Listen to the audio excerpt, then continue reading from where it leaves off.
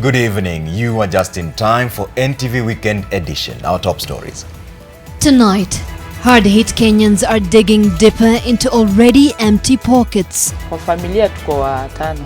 Kwa sasa gharama kweli ya maisha imekuwa ngumu. Ni ile tu kujikaza. All hopes now lie with the president, who is out on an official trip as the 16% VAT on petroleum products begins to bite. This law can only be reversed when the president has sent into law the 2018 finance bill. There is no any nation in the world that developed by taxing its poor population. Is there a cover-up in the investigations into the attempted murder of former Garissa finance executive? We have been informed from the police source that the initial investigators were thrown out. Family of Idris Mukhtar, who was shot by self-confessed hitman, the late David Mwai, reads malice as investigators into the shooting are replaced. Also tonight, the ugly side of demolitions. Wanatuambia tuingie, tukikatakata, wakiona zimefika kiasi, wanatutupia tiagas, tunakimbia, tunawacha hicho masichuma, wanachukua, wanaenda wanauza. Police on the spot for trading in scrap metal from illegal buildings brought down as tenants vacate Airgate Mall after demolition deadline. Usiku mheshimiwa akapiga simu, gari kaachiliwa. And a lorry nabbed with illegal charcoal but released and given escort by the same police who impounded it. The orders which I gave was to bring that truck here. If that's what they call the orders from above, I think it was misplaced. NTV Special Orders from Above airs tonight.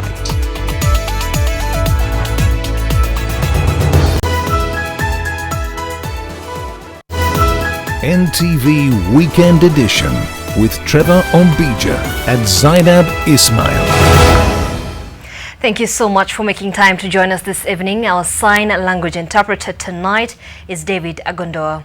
Now, former Garissa executive for finance Idris Mukhtar's family has raised concern over changes made to the police team investigating the attempt on his life. Family members say the changes reek of a quest to cover up the truth about the murder. Idris Mukhtar's father has expressed fear that, having been released from police custody, Garissa Governor Ali Korane, who he holds responsible for the attempt on his son's life, is now in a position to interfere with the investigations. NTV's Olive Barrows has more.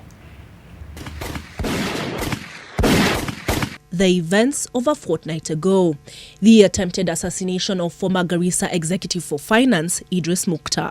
Ironically, as Idris lies in a hospital bed fighting for his life, the man who pulled the trigger on him now lies dead.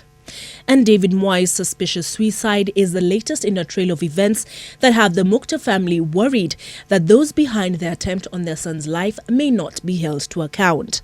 The family finding it difficult to fathom how the suspect hung himself in police custody using the lining of a jacket and in the company of others. We are really concerned about the unexplained or mysterious death of David Mwai, who was going to provide critical evidence, the disappearance of his wife, and also the testimony of the sister, which seems to give direction that there was an attempt to cover up a critical piece of the investigations. The family is also suspicious of recent changes made to the team investigating the attempt on Idris's life, as it emerged that at least one senior officer was offered a 10 million shilling bribe. We have been informed from the police source that the initial investigators were thrown out, and the matter was taken over by CIDs from the Kinoti office. The man suspected of being behind the Mukhtar's wars is Garissa Governor Ali Korane, who was taken in for questioning last week and whose later release, together with that of his younger brother, left the Mukhtars puzzled. And we have the suspicion that there are three men who are now interfering with the investigation. Convinced that Idris's investigation into the governor's academic qualifications very nearly cost him his life. I was aware as a father. He was calling me. There were threats. People who are calling him, giving him an information about him and his movement. where he spends, where he prays, telling him that we were sent by a big man from your county, a big man who wants to eliminate you. And Idris's advocate, Charles Kanjama, now reveals that he too was a target. The same people who attempted to assassinate Idris, who said that they had been given 2 targets. So that is information coming from the investigation. And they explained, these people, to the police, how they even came to my office. This office, we are standing outside my office, posing as clients. The Independent Electoral and Boundaries Commission has itself been dragged into the whole affair, with the Mukhtas raising the alarm that their efforts to cover up the fact that, as they contend, Korane is not qualified to be governor. Our firm was instructed to write to the office of IBC, to the chairman, to try and get to the bottom of this matter. And one of the reasons why the family is concerned is because they are receiving information that there is a very accelerated attempt to cover up this particular dimension of the attempted assassination, which could provide the key motive for the actions that took place. Olive Barrows, NTV. And we don't think that has been done. Well, meanwhile, the besieged Garissa Governor Ali Korane says he had nothing to do with the attempted murder of former County Finance Executive Idris Mukhtar, who is fighting for his life in hospital. He was addressing county residents in Dertu, that's in Garissa County, for the first time since his arrest last week. Now, the governor, who was accompanied by Senator Yusuf Haji, Speaker of the County Assembly Ahmed Ibrahim Abbas, and other leaders, said he only became a person of interest to the police due to widespread propaganda against him. NTV's Garissa correspondent Mohammed Salah with the details. Speaking with the journalists during the prize-giving day at Dertu Girls Secondary School in Dadaab's Garissa County, Governor Ali Buno Korane blamed his current troubles on political rivals, saying they are linking him to the unfortunate incident. Baada ya hapo kuna watu ambao wameeneza uvumi nyingi na hata wengine wakapeleka ripoti kwa polisi ya kwamba kutaweza kuwa na uwezekano ya kuwa na hii mambo imehusika na siasa. The Garissa County boss, who was speaking in public for the first time since reports of his arrest and questioning on the 28th of last month, said he had nothing to do with the attempted murder. Mimi sina sababu ya kuhusika na hiyo mambo. Sitaweza kufaidika na hilo jambo kwa njia yoyote. Sikuwa na shida yote na huyu bwana ambaye amepigwa risasi. Lakini hii ni siasa ambayo imeenezwa kwa njia mbaya. Former Garissa Finance County Executive Idris Mukhtar was shot 2 weeks ago in Nairobi's Kileleshwa area. He is still in Nairobi hospital fighting for his life with a bullet lodged in his head. Na mambo kama hiyo ikitokea, kile kitu ambacho kinatakikana ni ya kwamba yule anahusika paka ulizwe, unajua hili mambo vile unajua. Na mimi nimekuwa hapo dakika hiyo statement ilikuwa 39 minutes peke yake. On accusations that Mukhtar was planning to challenge the governor's academic certificates, Ali Korane said he has never presented any master's degree to Independent Electoral and Boundaries Commission, IEBC. Hata wamesema ya kwamba hii mambo inahusika na mambo ya certificate ambayo nilipeleka kwa EAC. Mimi nataka kuhakikishia Wakenya ya kwamba mimi sina master's degree ya University ya Nairobi. Na sijapeleka kwa IEBC master's certificate yoyote. Kwa hivyo mambo ya uvumi ya kwamba ati hiyo certificate imekuwa disorder na university ni watu wametengeneza kitu wenyewe. The Garissa governor has on numerous occasions been linked with the attempted murder of the former CEC, and his denials are unlikely to reduce the raging public debate on the issue and the nagging suspicions that it had everything to do with the running of affairs in the county. The victim's family and the family of the main suspect who died in police custody all lay the blame at his door. Salah Mohammed, NTV, Dertu. Garissa County. And away from that, tomorrow passengers who depend on public transport will know whether they will have to dig deeper into their pockets for fare. This will be decided at a meeting of stakeholders in the transport industry. Well, apart from the looming price hike, Kenyans who depend on kerosene to cook are already crying foul over the rising prices. NTV's Sharon Baranga has more. Mimi kwa majina naitwa Airi na Diambo Kot. Mimi mkazi wa hapa wa industrial area. Familia yangu tuko watano. Na kwa sasa gharama kweli ya maisha imekuwa ngumu. Ni ile tu kujikaza kama mama. Juu sasa mimi ndio mama siku hizi ndio kiongozi kwa familia. Mimi hutumia stove kupikia, natumia mafuta. Natumana 20 asubuhi. Keka chai unaenda kuangalia unapata mafuta imezima, unafikiri chai inaiva, mafuta imeisha. Irene's daily budget for the purchase of kerosene is between 60 and 70 shillings. Now for a litre, she will be forced to set aside more than 90 shillings. Mambo ya stima, gas, hiyo gharama hatuwezi. Hii ni ya mafuta. Unaona hata imekauka haina kitu. Sasa napanga nitafuta hapa kambao tunanitumane. Na itoshi, naweka hata hiyo 20, 40, 50 na iwezi tosha kwa siku mzima. In Mombasa County, Irene's situation is replicated here. People who use kerosene are a worried lot. Hatuna pesa.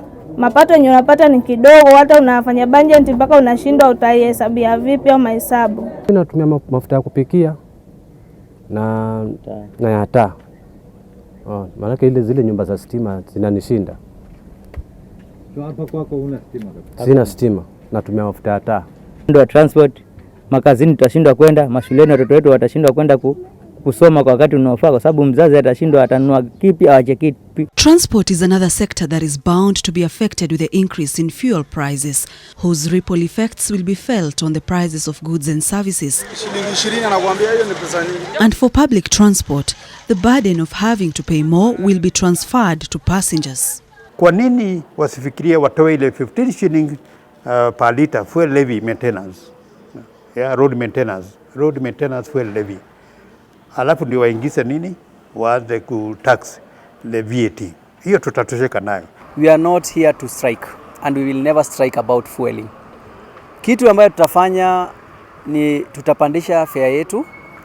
Kama tulikuwa tunalipisha route fulani 50 shillings rush hour, tutaipandisha ikuwe 70 shillings. Because at long run, you will never fight with government at this time. Tomorrow, stakeholders in the transport sector will have a crucial meeting where they will deliberate on 3 options they have on the table. That is, whether to move to court, hike fares, or ground their vehicles. Sharon Baranga, NTV, Nairobi. And I hear you ask, is there any hope? Well, maybe, and it lies with President Uhuru Kenyatta, who will decide whether to extend the period for the enactment of the 16% VAT on petroleum products by either signing the recently passed finance bill or not. The 16% VAT is already in force at petrol stations, and there's already a 14 shilling increase on the commodity, and a ripple effect on other commodities is expected. But can the president save Kenyans from this situation for a second time and side with the amendments proposed by Parliament? NTV's Kennedy Murray examines the possible solutions to what is a biting and possibly a lasting problem. This was the picture at most petrol stations in the country as operators rushed to change their fuel price boards to conform to the latest directive from the Energy Regulatory Authority on fuel and petroleum products. This fuel price rise is expected to have a ripple effect on other commodities including matatu fares, thus forcing Kenyans to dig deeper into their pockets.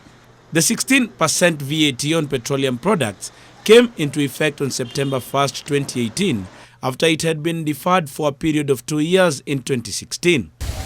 This is after President Uhuru Kenyatta failed to side with amendments passed by the National Assembly on Thursday before he flew out to Beijing, China. This law can only be reversed when the president has sent into law the 2018 finance bill.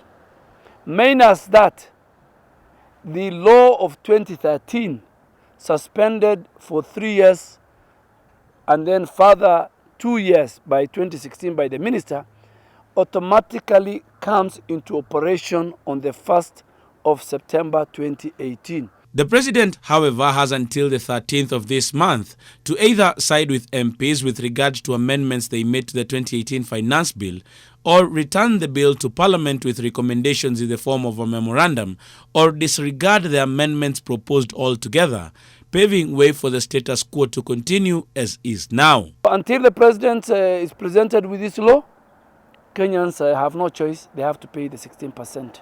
Parliament has come under sharp criticism for having acted on the matter last minute, causing the agony most Kenyans are undergoing. That as members of Parliament, we did an amendment which is within our powers and deleted a clause that would have levied 16%. We were carrying out our legitimate responsibility. Pressure has instead been deflected to Treasury CS Henry Rotich, who is blamed for not having used his powers to extend the timeline for implementation of the VAT one more time.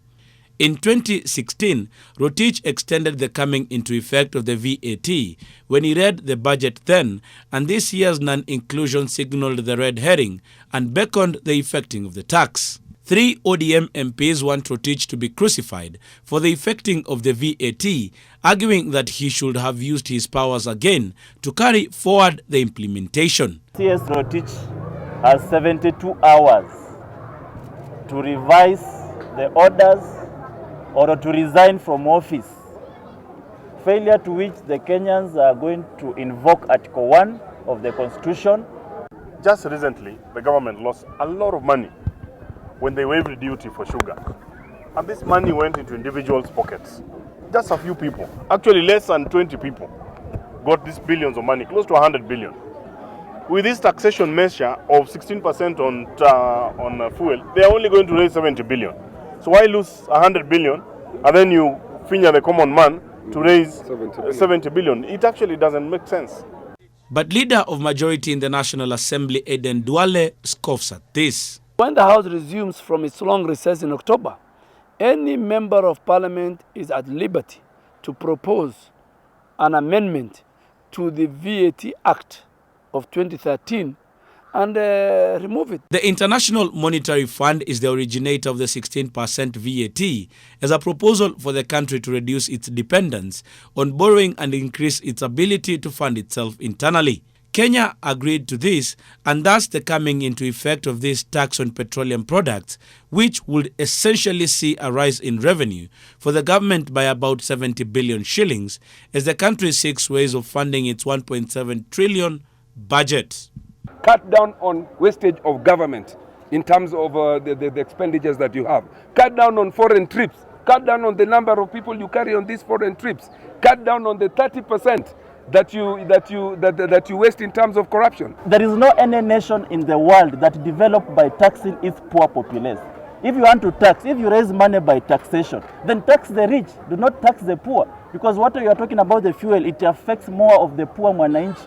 If you want to raise money, then let's get it from the poor. Let's tax higher from the rich.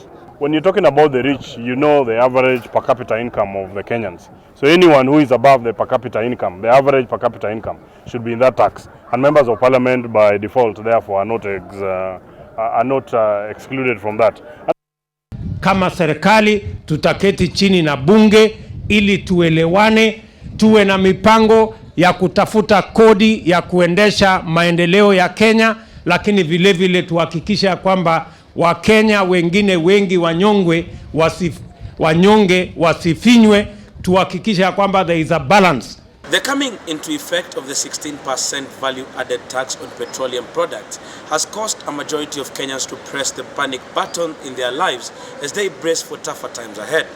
But the clarion call from most of them is, as this matter lies on the president's desk, tougher measures should come to protect the common mwananchi who earns less and who makes a majority of the country's populace. Kennedy Moreithi, NTV, in Nairobi County. And as the debate on fuel hikes continues to rage on, opposition leader Raila Odinga has asked Kenyans not to panic following the government's decision to effect the contested 16% value-added tax on petroleum products, saying that President Uhuru Kenyatta will soon sign amendments to the law that will reverse the move. Oko Kusa with the details.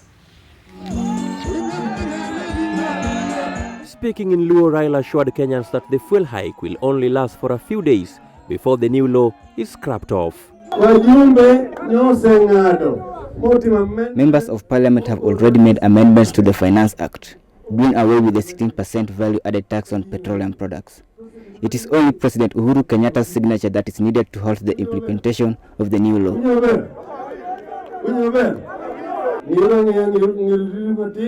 Just watch his space.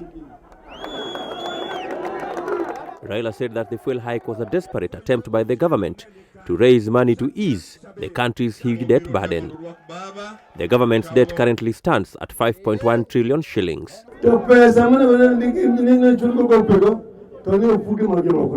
Sad thing is that the monies which are meant to service those loans are lying in individuals' pockets. For this reason, we must step up the war on corruption in our country. Other leaders who spoke at the event castigated the Cabinet Secretary of Finance, Henry Rotich, falling short of demanding for his resignation. Mr. Rotich, if you can hear me, please stop those nonsense. When the Parliament has spoken, they have spoken. Who are you? Rotich, you are the one who brought sugar into the country, including the sugar with mercury. We are not going to forget. You should remember that the Constitution of Kenya is under the principle no taxation without representation. Raila Amolo Odinga has been warning them that the debt of the country is going over the ceiling. They paid no attention, and now they want to tax the common man by increasing petroleum prices so that the common man can bear the burden of their responsibility. We are saying no. We are saying that the 16% VAT on fuel must be stood down as we had done in Parliament last week. The leaders were speaking in Kisumu this afternoon during the finals of the National Government Affirmative Action Fund football tournament for Kisumu County. Oko Kusa, NTV. All right, let's take a very short break here on NTV Weekend Edition. When we come back, we tell you why a village in Bungoma is in shock.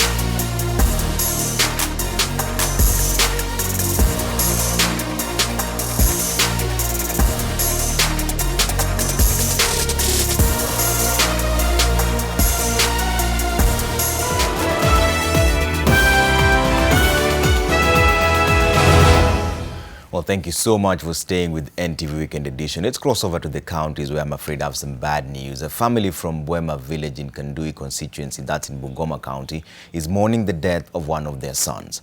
Ernest Wanyela was brutally murdered by his wife, who cut off parts of his private parts following a domestic brawl. The family learned of their son's death 3 days after fruitless search, as NTV's Zakius Mosame reports. Reflection. Family and friends are gathered to prepare for Ernest Wanyela's funeral. His life was suddenly cut short by his wife, with whom he had a child.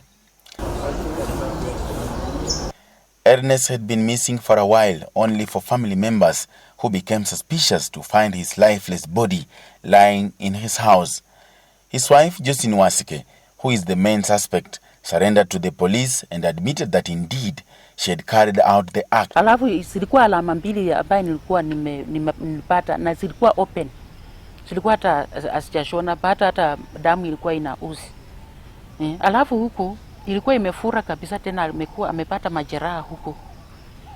Lakini wakati sasa nilienda nilikuwa sasa nimepata pressure sana, si kumfungua kuangalia huko, lakini wenye waliangalia waliona kama alikuwa ametungwa tena huku sehemu za zile na kisu. Alikuwa anawaambia jirani, in fact anawauliza, umemuona Ernest? Yani nikali kwamba yani alitaka kuficha ukweli wa mambo, kwamba hakutaka watu wajue ama waulize Ernest akiwa kwa nyumba. Until his death, Ernest was a tutor at Kisiwa Technical Training Institute in Bungoma, and is said to have had several disagreements with his wife of 3 years. Ilianzia tu kwa wasichana wengine, hata alileta hapa dada yake kasini yake mwenyewe amemuita atikucha ujue mpenye nimeoleka. Kufika tu hapa na anaanza kumnitania ati Ernest already anamtaka. Walipoenda huko mara ya kwanza hawakuona kama kuna chochote ama lolote lile kitu baya, kwa maana msichana tayari alikuwa asubuhi hiyo amefua nguo, amezianika, hata zilikuwa bado zinatirika maji, na akaondoka sasa kuenda, na kulingana na jirani ni kama alisema anaenda kufanya kazi kwa shamba. The suspect will be arraigned in a Bungoma court on Monday and is currently being held at the Bungoma police station, while the deceased's body is at Life Care Hospital mortuary. Very unfortunate incident there. Now, the ongoing demolition of buildings erected on riparian land and road reserves has created a market for scrap metal. Now, scrap metal dealers have strategically set themselves to engage in business with anyone successful in retrieving the valuable commodity. A spot check of the demolition sites reveals an unlikely dealer who, instead of providing security, is selling the very property they are supposed to protect. Our presence at the South End Mall seemed to have interrupted a business transaction. Our recording of the mysterious dealing seemingly unsettling to those involved. Around the building were young men who wanted a piece of the cake, but the police would not let them, while the tractors demolishing the building worked. Behind the building, a different business was taking place.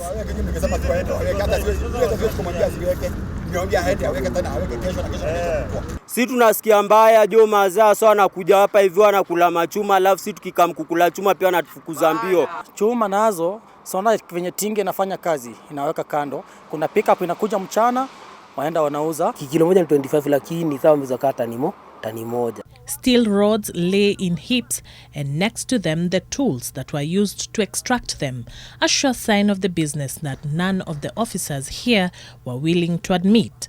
Their violent confrontation with the young men having allegedly left some nursing serious wounds. Kuna mwenzetu bado mmoja ametoka kwa gorofa ya namba 3 kwa hii nyumba, akamka chini akapeleka hospitali. Tujui mwenzetu ako namna gani. Wamechukulia hii kama soko. Wakishika mtu hapa wanaenda wanamfungia pale, kwenda kutolewa ni 1000 ngapi? 5. Next to the South End Mall is a scrap metal dealership that in appearance looks quite temporary. The only pieces of metal rods we find here match the ones we saw on the site of the demolition. Business is rife here as the dealers measured the weight of the metal rods retrieved from the building. Wanatuambia tuingie, tukikatakata wakiona zimefika kiasi, wanatutupia tiagas, tunakimbia tunawacha hicho machuma, wanachukua, wanaenda wanauza. After a short while of the measuring and the trading, our presence appeared to stop the trade, with the operators kept aside, and no one could tell that any business was being conducted here just minutes before. Langata OCPD Gregory Mutiso, in a phone conversation with NTV, denied knowledge of what was happening, referring us to the commander of the Area Administration Police Camp, who expressed similar sentiments. It is not clear what will become of this piece of land after the demolitions. However, for the time being, it is the site of a business activity that is taking place at the expense of the investor. At the place where the UK Institute once stood, the demolition exercise is coming to an end. And in true Kenyan style, some activity could be witnessed as civilians tried to retrieve anything of value from the site. Across from here at the Oshual Center, the demolition vehicles were parked, and it is not clear for how long the exercise has been stalled. The Airgate Mall in Embakasi was a ghostly site with very little activity taking place. A few tenants were in the process of removing their property ahead of the demolition that was to begin on the 1st of September. Charity Mwangi, NTV.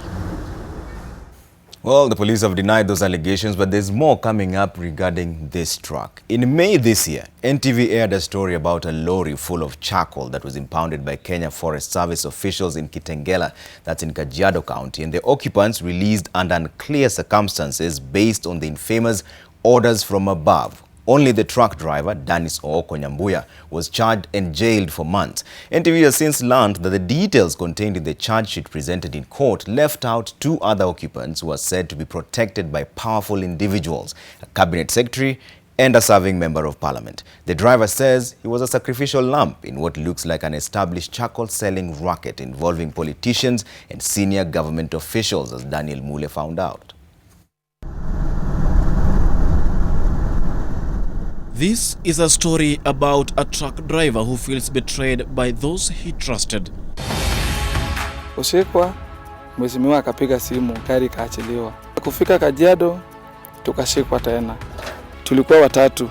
Wakani convince, wakaniambia in case kama naweza enda kotini, kila kitu ishaongelewa. Kulingana hata vile nilifungwa, haikuwa inastahili.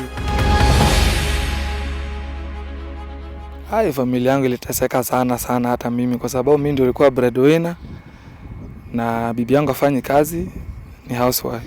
On the 29th of May this year, a day after this truck registration number KCA 195J was intercepted in Kitengela, illegally transporting 130 sacks of charcoal despite the ban on logging, burning and transportation of charcoal, the driver was charged.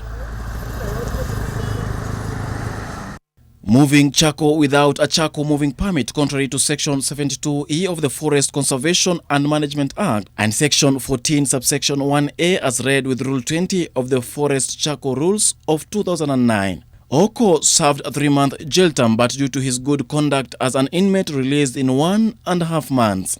Kulingana hata vile nilifungwa, haikuwa inastahili kwa sababu hiyo charges ya 200,000 na 3 months hata haieleweki. Naona kuwa kuna mahali ni nyanyaso hapo kabisa. You can either do a fine of about 50,000 shillings, or you can do imprisonment of a term for not less than 6 months, or you can do both. NTV has learned that there are a lot of inconsistencies in the details of the case against Oko. During the arrest, there were two, there were a driver and another passenger, and a passenger who was later established that he was not a part of the transporting the burnt charcoal. And did you manage maybe to get the name of the other person? Yes, we managed because he was booked in the occurrence book as James Jogona. We took the necessary statements from the driver But the other fellow was a passenger who the driver confirmed was just given a lift. He was on his way somewhere else and he was given a lift. Mkifika Kitengela mlikuwa wangapi? Tulikuwa watatu. The driver says the truck had 3 occupants at the time of the arrest. Oko himself, a farm manager from a prominent politician's farm in Kajiado where the charcoal is said to have been taken from, and a lady said to be the buyer of the charcoal. According to police officers at Kitengela police station, when the truck was brought, it had 2 occupants, the driver and a passenger. But it's only the driver, Dennis Oko Nyambuya, who was charged in court. The inconsistencies don't end there. 2 different charge sheets were prepared, each indicating a different location where the truck was intercepted. On the charge sheet we saw, Oko was arrested in Kitengela. However, in the other charge sheet, an initial charge sheet that had been prepared at Kitengela police station initially was done away with after Kenya Forest Service officers took over the case. He was arrested along Kitengela, along Namanga Kitengela Road, within Kitengela area. Nikasomewa case different na ile nilikuwa nimesomewa. Nilisomewa kuwa nilipatikana na gari Kiseria Ngong Road kama nimeweka gari kando. Oko feels betrayed, first by the 2 occupants at the time of the arrest, and second by the powerful politician he claims was to pay bail to secure his release. Oko says that the 2 occupants had assured him that they had all the permits required to allow them to transport the prohibited cargo. Nilipigiwa simu usiku around saa 3 usiku. Nikaambiwa kuna kazi ya makaa. Nikauliza kama kuna barua, akaniambia ndio barua iko. Hata hiyo kazi ni ya mheshimiwa. Nikakataa kwanza, nikaletewa barua nyingine hapo ambapo mimi siko naelewa kwa hii barua inakaaje, kwa hiyo ndio mara yangu ya kwanza kubeba forest product. Siko naelewa hii barua inakaaje, hii barua ni gani. This is not the first time the moratorium of forest products have been violated, but this case was different right from the onset. Junior police officers in Kitengela have decried what they refer to as orders from above to release suspects anytime they arrest them ferrying charcoal in Kajiado County. Police officers we spoke to sought anonymity, saying they fear intimidation, but they say such orders from above have been the order of the day with senior politicians and government officials involved. Kufika Basil tukashikwa. Kushikwa, mheshimiwa akapiga simu, gari kaachiliwa. Tukakuja kufika Kajiado tukashikwa tena na watu wa forest, watu wa kanzo. Tukapelekwa kwa ofisi, akapiga simu tena kwa OCS, tukaachiliwa. The orders which I gave was to bring that truck here. Perhaps somebody, maybe as you say that some of us cute people, policemen gave you that information. If that's what they called the orders from above, I think it was misplaced. It was in good faith to bring that truck here to give us further investigation instead of keeping it there, and there was a lot of interference. It had been arrested twice and released twice under unknown circumstances. So that's why it drew a lot of interest. And that's why now we had to bring it from Kitengela. There appeared to be a deliberate effort by government agencies to protect the identity of the people involved in the charcoal business, which the police claim has been booming in Kajiado County despite a ban on logging and the charcoal trade by the government. The registered owner of the truck, Susfin Nyamokami Nyakundi, who appeared during the hearing, tried in vain to get the attention of the prosecutor Mutembadha and the magistrate Stephen Mbugi. She wanted an investigation into who the main dealers in the charcoal business were. Una uwezo ya kujua. Mwenye makaa ajulikane. Unataka kuthibitishia koti ya kwamba hii gari yako haibeba makaa? Haibeba. Uko na stakabadhi zozote? Unafanya biashara ya makaa. Oko pleaded guilty to all charges against him in court. He says he had been promised that the dealers in the business are powerful and will not allow the court to jail him. They had allegedly promised to bail him out. Waliniambia wataenda kulipa, hata ambapo hiyo siku nilihukumiwa nilikuwa najua kesho yake pengine wanaweza lipa juu kitu waliniambia watakuja kulipa, ambapo sikuona kitu kama hiyo. Usiwahi trust mtu dunia hii, na kama maneno inaweza umana vile yangu iliumana, afadhali hata uache gari ya mtu ama uache hiyo kazi kabisa, utoroke ukae kivyako. The charcoal was forfeited to the state and the lorry released back to the owner. So it doesn't matter whether the produce is coming from your own forest. You should have had a permit to allow you to commercialize this charcoal. For your own use, it's okay. You can do that. You're not required to have a permit to produce your own charcoal for domestic use. The government imposed a moratorium on timber harvesting in all public and community forests until November this year to allow reassessment and rationalization of the entire forest sector in Kenya.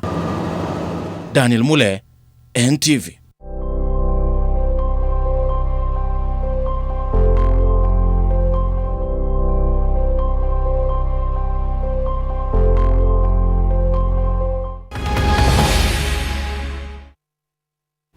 Impeccable reporting there by Daniel Mullen. Like Ooko himself says, we see why trust mutu kwa hii dunia. There hashtag there is orders from above. We see a lot of your feedback, but because of time, I'm just going to run through two of them. Brian Onyango says, it's only in Kenya where a lorry is arrested, I believe he means impounded, and the arresting officer becomes the escorting personnel due to the infamous orders from above. And Fibanda Broadtree here says, the Kenyan Constitution states clearly that the rule of law and judgment should be implemented equally across all the alleged suspects. And you have to leave it there for now. We're taking a short break in NTV Weekend Edition. We'll be right back with a lot more, including the sporting action, so don't go too far.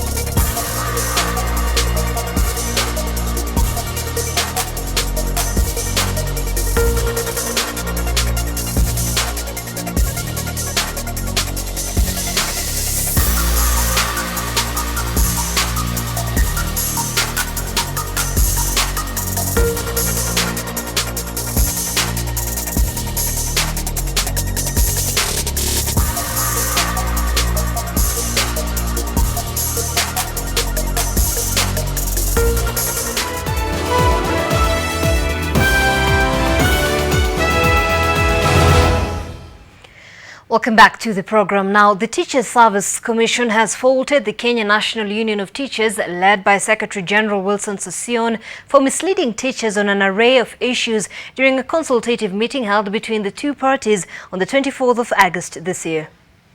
In a statement to newsrooms, the Teachers Service Commission indicated that during the meeting, the major issues discussed were on career progression, teachers transfer, teachers appraisal program and promotion of teachers. And after a lengthy discussion, the two agreed to defer all the issues to September 28, 2018, when they would start a 5-day retreat to comprehensively address all the issues arising from the implementation of the CBA. Despite that, TSC says NAT Secretary General Wilson Sossion and some NAT officials during North Masaba NAT branch annual general meeting at Matamaiwa in Nyamira County on Thursday claimed that during the consultative meeting, TSC agreed to promote 30,000 teachers.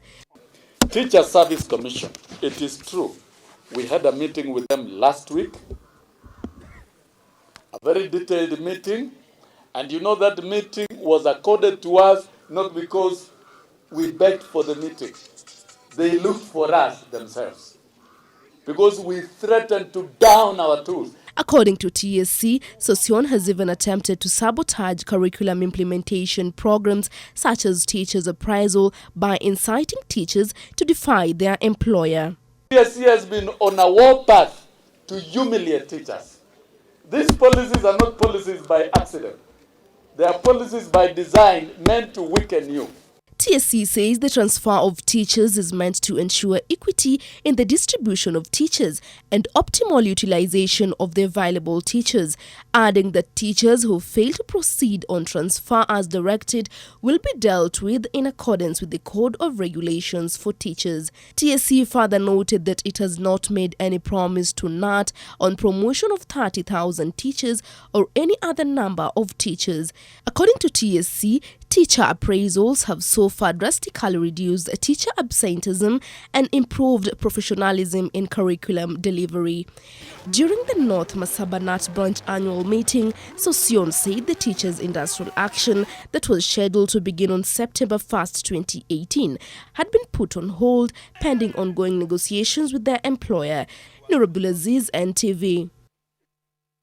All right, and some good news now. Actress Nice Wanjeri, also known as Shiro, who works in the NTV local program Anti-Boss, won an African award, the African Magic Viewers' Choice Awards 2018 for Best Actress in a Comedy Movie. Nice Wanjeri is known for a prominent role in Anti-Boss as Shiro, a domestic servant to Mama Kyle in the program, was recognized for her performances in the comedy. Shiro in the Anti-Boss program is known for her seemingly simple-tone nature and her mini blunders tickle viewers to no end. The program has steadily grown in popularity and enjoys high viewer ratings, especially due to its brand of comedy. The annual award ceremony held in Lagos, that's in Nigeria, brought together hundreds of media personalities across Africa in its 6th edition.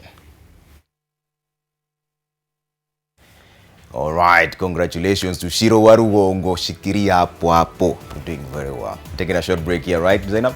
Definitely. Let's take a very short break. We still have so much more lined up for you. All right.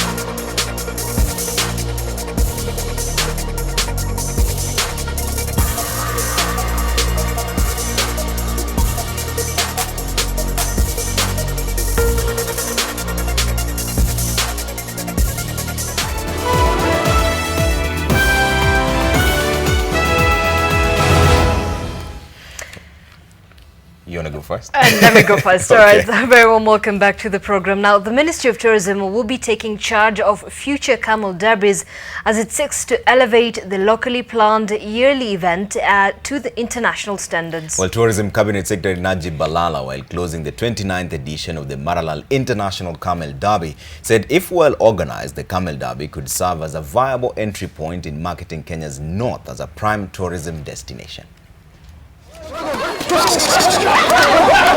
Rohisi Lepere, Saidimu Lengupai, Ltabaua Lewarani were the winners of the professional category of the 29th edition of the Maralal International Camel Derby as the curtains fell on the event.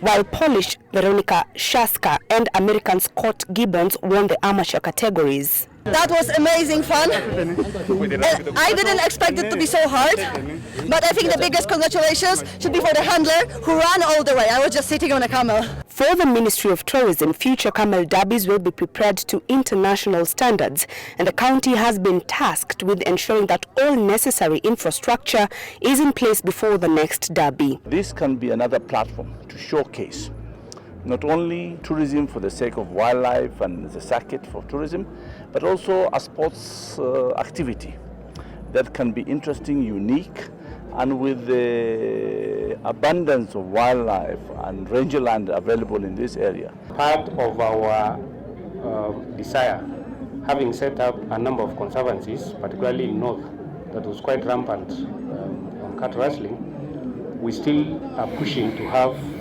a well-functioning, established hotel, hospitality industry. Samburu County has been praised for its conservation efforts for elephants and rhinos, the event also progressing the cultural diversity in Kenya's north. Our figures, as you remember, in 1990, the figures of elephants were 16,000. Today, in 2018, we have 35,000. Last year, we did our census, and we had almost 5 to 7% growth of elephants. Since the Camel Derby began, there has been a decline in intercommunal conflict among the pastoralist communities in this region. Bridget Ngana, NTV, Samburu County. Thank you so much, Bridget, for that report. I don't know, Trevor, have you ever taken a camel ride before? I thought we agreed you're not going to ask me that question, but it's okay. No, I've never, but I've gotten close to one. But I guess we're all heading to Maralal. You? Not really. Yeah, so yes. Camel Derby race. Maralal, we're coming next year, right? All right, and you will ride one. We'll see. All right. Now, the government has given chiefs and their assistants in Wajir County 3 months to flush out illegal immigrants and refugees from their area ahead of the nationwide National Integrated Identity Management System for digital registration and identification of all Kenyans. The government aims to create, manage and operate a national population register as a single source of personal information, starting from path to data to help in planning, cutting down of operational cost and improving security. Audience kuwa wako katika jamii yenu. Tuko na miezi mingapi? Miezi mingapi? Mtu yoyote ambaye si Mkenya awe hayuko Kenya. Tuko pamoja? Mtu yoyote ambaye sio Mkenya asiwe wapi? Kenya. Miezi ni mita na inafanywa na sisi. County commissioners, county security team, sub county security team, chiefs and assistant chief. So usikuwe na mtu ambaye hata hii wa Ethiopia wanakuja kutafuta kazi sijui ya kibarua. Sijui hawa sababu hawana, kama unataka kazi yoyote Kenya lazima uwe na work permit. So kama una hawa miezi mitatu mwe mumemaliza. The county commissioner has also disbanded local identification vetting committees, giving chiefs a second chance to submit a new list for vetting by the county security committee. Nitaulizia mpaka OOP kama tunaweza transfer chiefs tufanye reshuffle. I'm telling you, because hatutaki chiefs wakuwe fiefdoms. Nasema hapa ni ya clan yangu, mimi nimeandikwa, it is my clan. The leaders were speaking during the training of chiefs and assistants at Giriftu Pastoralist Training Center. Nurdin Almoge, NTV, Wajer County. All right, let's take another quick break in NTV Weekend Edition. Brown Otwal is up next with the latest in the sporting world. You don't want to go too far.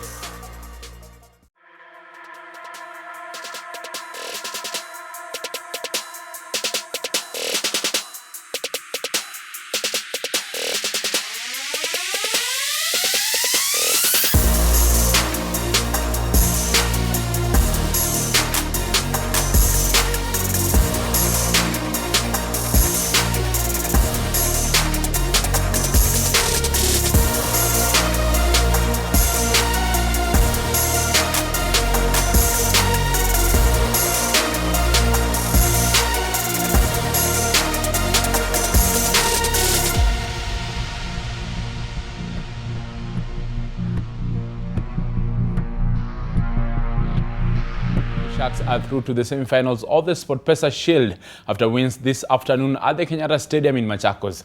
But Toba Mungu came from behind to beat Tusker 2-1 through goals by Umar Kasumba and Ezekiel Okare.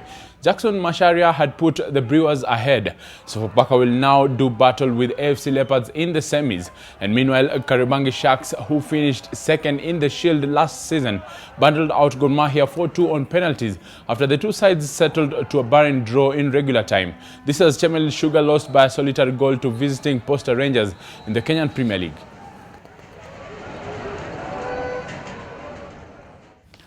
And Watford are going into the international break with a 100% winning record and third in the English Premier League table. This follows a come-from-behind 2-1 win over Tottenham at the Vicarage Road to make it a historic start to the EPL with 4 wins out of 4. Manchester United won 2-0 away to Burnley, with Romelu Lukaku bagging a brace and also missing numerous chances. Marcus Rashford saw red due to a moment of madness. In the early kickoff, Cardiff City scored their first league goals of the season, but Arsenal took the points as Alexander Lacazette struck a superb late winner to secure a dramatic...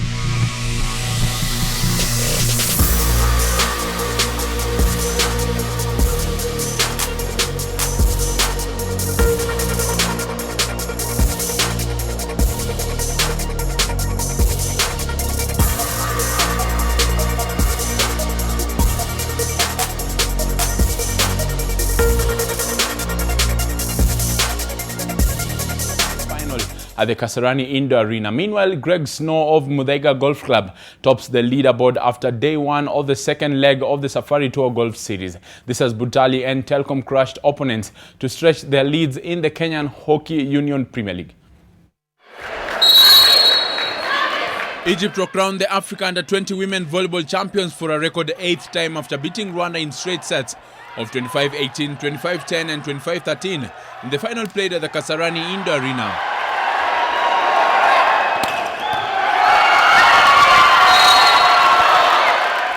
Cameroon bragged bronze after beating Nigeria 3-1 of 23-25, 25-19, 25-17 and 25-16. Kenya's Junior Malkia Strikers ended their campaign on a high with a 3-1 win over DR Congo to finish 5th. Nigeria 1. And talisman George Muntira sank in 5 goals as Butali Sugar Warriors thrashed visiting Nakuru 9-1 in a men's hockey Premier League duel played at the City Park grounds. Meanwhile, Green Sharks drew 2-2 with KCA University. In the Women's Premier League, Jackie Mwangi and Audrey Omaido netted a brace each to aid defending champions Telkom to an effortless 6-1 victory against Amira Sailors. Elsewhere, Muthaiga Golf Club pro Greg Snow shot an excellent round on day one of the second leg of the Safari Tour Golf Series at the Vetlab Sports Club to lead with a 3-under par 72. Sigona Golf Club's Sujan Shah placed second after returning an impressive 2-under par 72 score. Sigona's John Wangai, Muthaiga's Nelson Mundanyi and Vetlab's Nelson Simwa are tied for third. Over 30 professionals are playing for the 1 million prize kitty. And Nation FC beat Zamara 2-0 in the Left Foot League 5. Michael Ndungu and Vincent Nyangoka scored NMG's goals. With the win, Nation now lies third on 18 points, with Selector 1 Limited leading with 26 points, 6 ahead of second place Treadwinds. Moving on, Formula 1 world champion Lewis Hamilton equaled Michael Schumacher's record of 5 Italian Grand Prix wins and left Ferrari feeling the pain once again in their own backyard in Monza. The Briton and Sebastian Vettel, his closest title rival, now 30 points behind, collided on the...